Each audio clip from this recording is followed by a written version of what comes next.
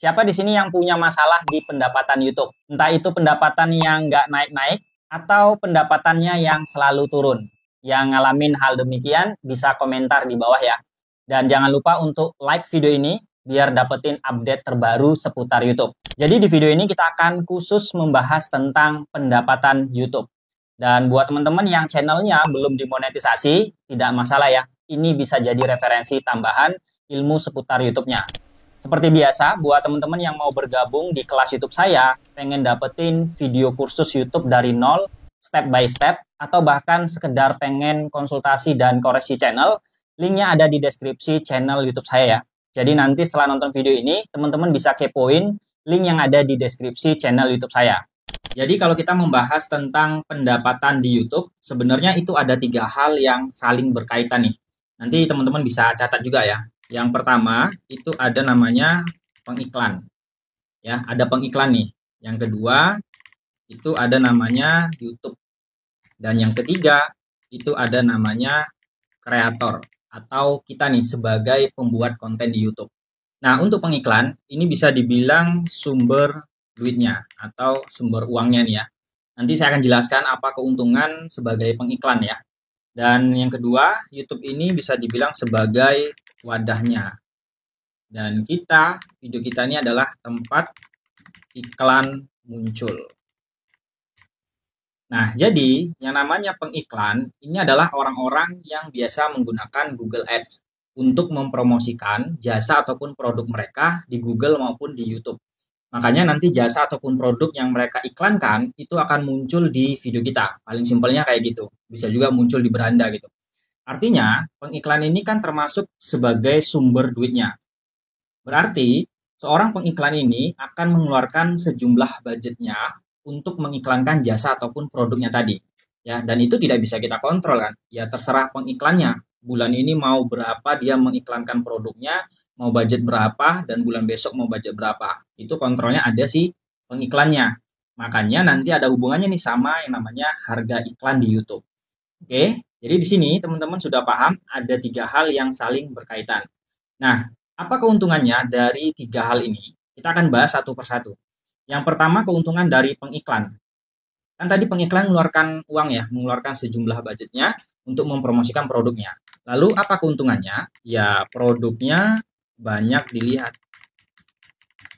Ya, paling simpelnya ya produk ataupun jasanya tadi bisa kita lihat di iklan-iklan yang tampil di video kita gitu. Jadi kan semakin banyak orang melihat dari yang dipromosikan tadi, baik itu jasa ataupun produk gitu ya, maka besar kemungkinan orang akan join ataupun membeli gitu. Artinya itulah keuntungan dari si pengiklan ini. Lalu apa keuntungan YouTube? Ya jelas ya, keuntungan YouTube itu mendapatkan bagian dari pembagian hasil dari iklan. Kemudian keuntungan kita sebagai kreator, ya kita mendapatkan penghasilan dari iklan gitu. Jadi kita kan penghasilan YouTube kita ini kebanyakan kan dari iklan. Nah, jadi begitu jalan ceritanya dari 3 hal ini ya. Makanya terkadang ada orang yang heran nih bertanya-tanya gitu ya. Kenapa duit YouTube itu nggak habis-habis? Padahal udah banyak menggaji ratusan juta kreatornya di YouTube gitu ya. Ya memang pada dasarnya sumber uangnya itu bukan dari YouTube ya, tapi dari pengiklan ini tadi. YouTube itu kan sebagai wadahnya aja nih gitu. Jadi saling berkaitan nih. Kalau seandainya YouTube-nya nggak ada, ya iklannya mau tampil di mana gitu kan. Kalau seandainya kreatornya nggak upload video, ya iklannya mau tampil di mana gitu kan. Nah, jadi semuanya ini saling berkaitan sebenarnya dari 3 hal ini. Jadi menurut saya untuk 3 hal ini memang saling berkaitan ya untuk dalam dunia YouTuber. Itu poin pertamanya. Kita lanjut ke poin kedua, bagaimana YouTube itu membayar kita ya. Membayar kita. Nah, jadi di YouTube itu ada datanya nih. Di analitik teman-teman bisa lihat juga nanti datanya di bagian menu pendapatan biasanya ya. Nah, ada namanya CPM yang pertama dan yang kedua ada namanya RPM. Nah, jadi kalau kita ngitung secara matematikanya untuk pendapatan di YouTube itu memang agak rumit gitu ya. Agak susah gitu. Tapi YouTube udah bantuin kita nih. Dia udah memberikan data yang namanya CPM dan RPM. Artinya, data CPM ini maksudnya adalah ini gaji kotor kita ya. Gaji kotor kita setiap 1000 kali iklan tampil. Nah, jadi setiap 1000 kali iklan tampil di video kita itu ada angkanya. ya, disebut dengan CPM, pendapatan kotor. Ya, misalnya berapa nih? Misalnya 25.000 misalkan. 25.000. Nah, sedangkan untuk yang RPM ini kebalikannya ya. Jadi ini adalah untuk gaji bersih kita ya. Untuk RPM itu adalah gaji bersih kita setiap 1.000 kali iklan tampil ya. Misalkan dari 25.000 tadi mungkin kita dapatnya misalnya 15.000. Ini. Jadi nanti kalau seandainya di video kita itu bisa tampil 2 kali lipat misalnya 2.000 kali ya berarti tinggal kalikan 2 aja kan. Berarti kita dapat bersihnya untuk RPM misalnya 15.000 berarti kali 2 udah 30.000 gitu ya. Namun di sini perlu teman-teman catat bahwa tidak semua ya views kita itu menghasilkan iklan. Contoh nih, misalnya kita dapat RPM 1.000 kali iklan tampil itu 15.000 gitu kan. Nah, dari 1.000 views tadi, itu nggak semuanya ada iklannya. Biasanya ada beberapa views yang tidak ada iklannya, alias zonk. Makanya kalau kita hitung secara matematikanya memang agak rumit gitu kan. Makanya YouTube udah menyediakan data ini. Kita dikasih estimasinya lah gitu, dikasih gambaran besarnya nih sama YouTube. Oh, kamu mendapatkan RPM untuk gaji bersih setiap 1.000 kali iklan tampil itu 15.000. Jadi bukan viewsnya, bukan 1.000 viewsnya, tapi yang dihitung adalah 1.000 kali iklan tampil di video kita. Makin banyak iklan tampil di video kita, maka kita berpotensi untuk bisa mendapatkan penghasilan lebih besar. Ya, jadi ini untuk datanya. Bagaimana YouTube itu membayar kita ya. Bagaimana YouTube itu membayar kita. Nanti saya lebih jelaskan lebih detail nih apa hubungannya CPM dan RPM ini. Itu untuk poin keduanya. Sekarang kita lanjut untuk poin yang ketiga, yang mempengaruhi pendapatan ya. Nah, apa aja sih yang mempengaruhi pendapatan di video YouTube kita ataupun di channel kita? Yang pertama, ya jelas ini dari harga iklan. Nah, harga iklan ini itu kan tadi dari pengiklan. Ya, seperti yang saya sampaikan di awal tadi, ya pengiklan ini dia bebas pada bulan ini mau mengeluarkan budget berapa untuk mengiklankan produk mereka. Artinya, pada saat pengiklan ini mengeluarkan budget yang lebih besar, ya kita akan mendapatkan dampak positifnya gitu. Makanya untuk harga iklan yang tampil di video kita itu nggak bisa kita kontrol gitu. Kapanpun bisa naik, kapanpun bisa turun. Makanya sering dikatakan orang AdSense itu tidak bisa dikontrol. Kapanpun bisa naik, kapanpun bisa turun. Kemudian ada lagi nih, hal yang kedua yang bisa mempengaruhi pendapatan kita. Apa itu? Yaitu tema konten. Nah, jadi untuk tema konten ini itu juga bisa mempengaruhi pendapatan kita. Nggak semua tema di YouTube ini pendapatannya besar. Antara tema tutorial gitu ya, tema konten masak, tema camping, tema review produk gitu ya, itu akan beda-beda ya. Apa yang membedakan? Yang membedakan nanti ininya, CPM tadi. CPM ataupun gaji kotor kita setiap 1.000 kali iklan tampil. Jadi kalau konten tutorial misalnya dapat 1.000 kali iklan tampil dibayar misalkan 25.000 gitu ya. Nah, untuk tema lain, misalkan tema review produk, reaction, dan lain sebagainya, itu belum tentu 1.000 kali iklan tampil ini dibayar 25.000. Bisa jadi lebih, bisa jadi kurang. Gitu. Makanya di sini saya sebutkan, untuk hal yang kedua yang mempengaruhi pendapatan kita adalah tema konten. Apalagi kalau tema konten kita bisa dinikmatin ataupun ditonton sama orang luar negeri gitu. Itu maka lebih besar ngefeknya ke CPM. Itu yang kedua. Dan yang ketiga, yang mempengaruhi pendapatan ini dari geografi yang saya singgung sebelumnya tadi. Jadi lokasi penonton di channel kita itu juga akan mempengaruhi dari mana orang menonton konten kita. Kalau geografi kita mayoritas orang Indonesia, ya biasanya untuk pendapatan tidak terlalu besar. Ya. Apakah pendapatan penonton dari Indonesia bisa besar? Jawabannya bisa, tapi butuh views yang lebih besar. Ya kan? Nah, berbeda dengan memang konten kita itu misalnya ditonton dari luar negeri. Udah jelas banget nih geografi di analitiknya dari Amerika Serikat, dari Brazil misalkan, dari Belanda gitu. Maka akan lebih besar CPM yang kita dapatkan.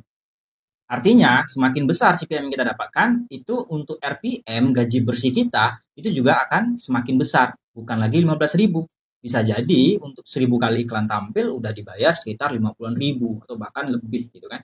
Nah, itu dia akan mempengaruhi pendapatan kita. Kemudian selanjutnya yang keempat, untuk hal yang mempengaruhi pendapatan kita adalah views. Udah jelas banget ya, semakin besar views yang kita dapatkan di konten kita, maka semakin besar peluang kita untuk mendapatkan penghasilan yang lebih besar. Ya walaupun ini dipengaruhi dari tema kontennya, geografi, ya kan, CPM yang kita dapatkan berapa, RPM yang kita dapatkan berapa. Tapi lebih simpelnya mungkin saya kasih contoh aja deh ya. Saya kasih contoh misalnya begini, kita punya RPM Indonesia, ya, anggaplah RPM yang kita dapatkan gaji bersih ya, berarti kan RPM itu gaji bersih ya. Setiap 1000 kali iklan tampil nih, kita dapat penonton Indonesia, misalnya nih 15.000. Ini misal ya sebagai contoh ya, 15.000 nih untuk 1000. Terus kita dapat views misalnya 5.000 ya.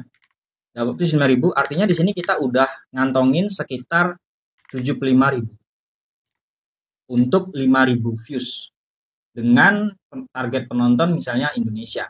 Ini 5.000 views ya, gimana kalau lebih besar lagi berarti kan lebih besar untuk pendapatannya. Tapi ini akan berbeda, misalnya kita dapat penonton itu dari Amerika, RPM Amerika. Artinya akan lebih besar kan untuk RPM-nya karena geografinya dari luar negeri nih. Ya kan, misalnya untuk RPM-nya berapa nih misalnya? 40.000 misalnya. Nah, kita dapat 40.000. Ya kan tinggal dikali, seandainya kita dapat 5.000 views. Berarti sama dengan 200.000. Ya, walaupun sama-sama video kita itu ditonton 5.000 kali, 5.000 views, tapi untuk kondisi pendapatannya akan berbeda. Kalau dia ditonton dari Indonesia mungkin sekitar dapat 75.000, sedangkan kalau kita ditonton dari Amerika bisa dapat 200.000 untuk 5.000 views. Makanya nggak heran kalau konten atau tema-tema konten yang memang mayoritas penontonnya dari luar negeri, yang saya sebutkan tadi misalnya Amerika, Belanda, dan Rusia, dan lain sebagainya, cenderung pendapatannya lebih besar. Makanya ketika teman-teman mendapatkan informasi pendapatan channel si A besar banget gitu ya. Nah, yang kita tanyakan kepada pemilik channelnya adalah tema kontennya apa gitu. Penontonnya dari mana gitu. Nah, ini alasannya kenapa kita itu wajib mendaftarkan pajak Amerika. Lalu pertanyaannya nih, pasti teman-teman pertanyaannya gimana biar kita itu dapat penonton luar negeri. Bener nggak? Ya, kalau itu pertanyaan teman-teman, coba di like dulu video ini. Nah, kita masuk ke poin berikutnya. Gimana biar dapat penonton luar negeri. Nah, ini menarik nih. Yang pertama, ini jelas dari ide kontennya. Nah, jadi kalau kita melihat sebuah pendapatan channel orang lain, coba tanya ide dan tema kontennya apa. Gitu. Ya. Jadi kalau kita dapat bocoran nih, oh ternyata tema ini, ide konten ini itu pendapatannya besar, maka kita bisa membuatnya. Itu kalau kita mampu membuatnya. Atau kita bisa cari di YouTube misalnya, ide konten penonton ide konten YouTube target luar negeri misalnya. Banyak tuh orang yang sharing. Itu kembali ke kita lagi kan. Kita udah tahu nih untuk ide kontennya, mampu nggak kita membuatnya. Ya kan? Kemudian poin kedua, dari referensi ya, referensi teman. Jadi kita bisa dapat juga informasi-informasi dari teman kita yang paling dekat, yang sama-sama kreator, sama-sama YouTuber gitu. Mungkin kita sharing sama dia gitu. Nah, kita tinggal bisa jiplak kan kontennya, bisa minta ajarin gitu kan. Karena udah jelas-jelas channel dia ini menghasilkan banyak nih dari AdSense dengan tema yang dia buat. Itu kita bisa dapat dari referensi teman. Atau kita bisa juga dapat dari referensi grup. Nah, kita dapat referensinya itu bisa dari grup. Kan banyak banget tuh grup-grup yang berbagi pendapatan. Nah, itu bisa sharing di situ, bisa tanyain gitu. Ini temanya apa gitu kan. Nah, biasanya kalau kita bertanya kepada seseorang, masalah ini temanya apa, pendapatannya bisa sampai belasan juta. Tidak semua mau menjawab. Kenapa? Apa alasannya? Kenapa mereka menyembunyikannya gitu ya? Nah, jadi kalau dikasih tahu misalnya gitu ya, kemudian kita tonton, posisi kita kan di Indonesia, maka channelnya bocor ke penonton Indonesia. Sedangkan kita tahu bahwa untuk geografi dan RPM dari Indonesia itu kecil banget ya, bisa saya bilang gitu ya. Bisa kita mendapatkan penghasilan lebih besar ya, tapi bisa harus views-nya lebih besar gitu. Jadi itu salah satu alasan kenapa tidak semua orang mau membocorkan tema kontennya yang channelnya target luar negeri. Sampai di sini teman-teman udah makin paham nih ya tentang pendapatan. Kita lanjut ke poin berikutnya. Ini adalah poin yang sering banget teman-teman tanyain. Ya, penyebab gaji kita naik turun nih atau susah naik. Ya. Siapa di sini yang ngalamin seperti itu? Gajinya itu naik turun setiap bulan gitu ya, atau susah untuk naik. Jadi ada beberapa poin yang menyebabkan gaji kita itu bisa naik turun. Yang pertama, ya total views channel kita dalam waktu 1 bulan terakhir. Nah, jadi kalau seandainya total views yang kita dapatkan dalam waktu 1 bulan terakhir atau data di dashboardnya itu 28 hari terakhir misalnya turun, ya, maka itu juga akan ngefek ke pendapatan kita. Nah, kenapa bisa turun? Ya, karena total views-nya turun gitu. Bisa jadi di bulan ini kita itu jarang ngonten, ataupun kita tetap ngonten, tapi total views-nya masih kalah dengan bulan yang sebelumnya. Makanya indikator di dashboard yang sering kita lihat, kenapa untuk pendapatan kita turun? Ya, itu juga dipengaruhi dari total views 1 bulan ke belakang ini. Ya, lalu gimana nih bisa naik lagi? Ya, nanti tergantung dari performa video teman-teman. Kalau dalam waktu dekat teman-teman videonya ada yang viral, ada yang naik, ya otomatis untuk total views-nya akan naik juga. Nanti dashboard-nya juga panahnya akan menjadi hijau ke atas. Termasuk dengan pendapatannya, itu juga ngefek ke pendapatan. Jadi teman-teman nggak usah panik kalau seandainya di dashboard itu naik turun pendapatannya. Misalnya hari ini pendapatannya dapatnya $10 gitu. Kok besok dicek udah $8, besok naik lagi $15. Ya memang seperti itu. Yang di dashboard itu adalah estimasi atau perkiraan nih. Dalam 1 bulan ke belakang itulah perkiraannya. Bisa naik, bisa turun. Nah ini tergantung dari total views yang kita dapatkan. Dia selalu dibandingkan dengan yang sebelumnya, bulan sebelumnya. Kalau lebih tinggi bulan ini daripada bulan sebelumnya, pasti nanti panahnya akan hijau ke atas. Oke, itu yang pertama ya. Yang kedua, yang menyebabkan gaji kita itu bisa naik turun, ya jelas ini dari harga iklan. Lagi-lagi saya bahas tentang harga iklan ya. Karena memang harga iklan ini yang sangat berpengaruh ya. Kalau harga iklannya murah, yang nempel di video kita ya sedikit yang kita dapatkan gitu kan. Nah, jadi harga iklan ini tentu dari si pengiklan tadi. Jadi balik lagi ke poin pertama kita adalah pengiklan adalah sumber duitnya. Tergantung dari pengiklannya nih, ya kan? Nah, jadi ini nggak bisa kita kontrol.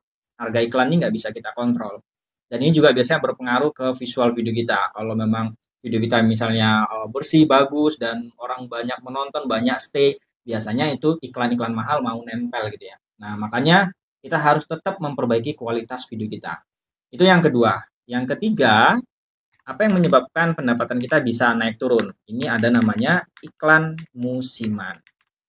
Nah, jadi kemarin saya nggak sengaja ada lihat salah satu postingan seseorang di grup ya, kalau nggak salah itu di grup Facebook. Jadi beliau itu merasa pendapatannya di bulan Januari kemarin itu ngedrop banget, beda dengan gaji yang bulan sebelumnya. Nah, itu efek dari iklan musiman. Nah, apa maksudnya dari iklan musiman? Jadi gini teman-teman, kita di YouTube ini tidak semua bulan, dalam 12 bulan itu tidak semua bulan itu iklannya mahal. Ya, ada kalanya memang iklan tuh murah, atau bahkan nanti video kita tanpa iklan gitu. Ya, jarang-jarang nih iklan nongol di video kita gitu. Itu disebut dengan iklan musiman. Ini biasanya terjadi di bulan, memang di bulan Januari. Nah, Januari, Februari, Maret biasanya. Biasanya di awal tahun itu pendapatan kita ngedrop, turun. Kok bisa? Ya ini dipengaruhi dari ini, harga iklan dan pengiklan tadi. Kenapa? Karena pengiklan itu di awal tahun, ya bisa jadi mereka lagi nyusun buku baru nih. Kira-kira dalam tahun 2025 ini mau budget berapa nih kita mempromosikan produk atau jasa kita dalam 1 tahun ke depan gitu. Makanya biasanya di bulan Januari itu ngedrop. Makanya saya ngeliat postingan kemarin, saya tertarik nih untuk ngebahas tentang iklan musiman gitu ya. Jadi untuk teman-teman kreator, kalau di Januari ngedrop, ya itu udah hal biasa. Saya udah bertahun-tahun ngalamin setiap Januari itu biasanya memang ngedrop. Ya, karena kayak pengiklan tadi baru buka buku gitu. Kapan iklan ini akan mahal? Biasanya itu di akhir tahun. Ya, yang saya alamin biasanya itu di akhir tahun di bulan 11 ataupun di bulan 12. Karena kan akhir tahun tuh banyak iklan-iklan promo, ada juga hari besar gitu kan. Nah, makanya di situ iklan biasanya cenderung lebih mahal. Kita sebagai kreator itu tahu lah ya tentang iklan musiman ini. Jadi nggak semua bulan di YouTube itu harga iklannya mahal gitu ya. Nah, biasanya nanti stabil di bulan Maret ataupun di bulan April itu udah mulai stabil lagi. Itu dari pengalaman saya pribadi ya. Nggak tahu kalau dari teman-teman. Mungkin teman-teman ada yang ngalamin sama ini sama seperti saya di bulan Januari ngedrop, coba bisa tinggalkan kolom komentar ya. Nah, ini poin yang ketiga. Lalu gimana nih solusinya? Nah, ini poin yang terakhir nih. Gimana solusinya? Solusinya yang pertama, tidak lain tidak bukan, ya jelas, tetap ngonten ya. Jadi tetap ngonten, teman-teman jangan patah semangat ya. Walaupun penonton kita misalkan mayoritas Indonesia, RPM-nya kecil gitu ya, kita harus tetap ngonten. Karena kita tidak akan tahu video mana yang boom, video mana yang bakal viral. Bahkan dari satu video yang viral nanti bisa pendapatannya berkali lipat gitu ya. Jadi bukan berarti RPM Indonesia kecil banget gitu ya, terus kita nggak semangat ngonten, bukan ya. Kita harus tetap ngonten ya. Daripada kita tidak ngonten, maka lebih drop lagi, drop pendapatannya, drop performa channelnya. Jadi kita harus tetap ngonten. Itu yang pertama. Yang kedua, solusinya apa? Evaluasi konten. Ini udah jelas ya. Jadi kita itu harus bisa mengevaluasi konten kita sendiri. Nah, kenapa? Kalau nggak kita evaluasi konten kita, bisa jadi konten hari ini ada kesalahan. Terus nggak kita evaluasi nih, ya kita nggak tahu kesalahannya di mana gitu kan. Ujung-ujungnya, ya kita ngonten untuk konten-konten berikutnya, itu terjadi kesalahan secara terus-menerus. Nah, itu yang menyebabkan nanti tertumpuk jumlah video kita. Video kita udah 100, udah 200, tapi belum monetisasi juga. Kenapa? Karena nggak pernah dievaluasi. Makanya sampai hari ini itu banyak banget dari teman-teman yang join di kelas YouTube saya yang 1 jam. Karena kalau join di kelas YouTube saya yang 1 jam, kita bisa ngobrol langsung sambil evaluasi kontennya. Jadi saya bisa memberikan saran dan masukan yang spesifik, yang sesuai dengan channelnya. Alhasil nanti konten kedepannya lebih enjoy, lebih enak. Udah tahu nih kesalahannya, apa yang harus diperbaiki udah tahu. Nah, itu kelebihan kalau join di kelas YouTube saya yang 1 jam. Nah, buat teman-teman yang berminat untuk bergabung atau join di kelas YouTube saya, caranya gampang banget. Teman-teman tinggal buka aja channel saya, Zona Tutorial. Nanti di bawah jumlah subscribernya itu ada tulisan baca selengkapnya. Atau di bagian deskripsi channelnya ya. Tinggal tekan aja nih tulisan baca selengkapnya. Nanti di bagian menu tentang, coba geser ke bawah sedikit. Ada beberapa link ya untuk teman-teman yang mau bergabung di kelas YouTube saya. Di sini ada untuk link video kursus YouTube dari nol, diajarin step by step-nya lewat video. Ini linknya, bisa teman-teman tinggal klik aja, tinggal tekan. Atau yang tadi, teman-teman bisa join juga di kelas konsultasi YouTube 1 jam. Ini juga ada linknya. Jadi untuk informasi tentang kelas YouTube saya, itu bisa teman-teman dapatkan di bagian deskripsi channel YouTube saya. Semoga video ini bisa bermanfaat buat teman-teman yang galau dengan pendapatan. Semoga teman-teman bisa paham. Sampai jumpa lagi di konten selanjutnya.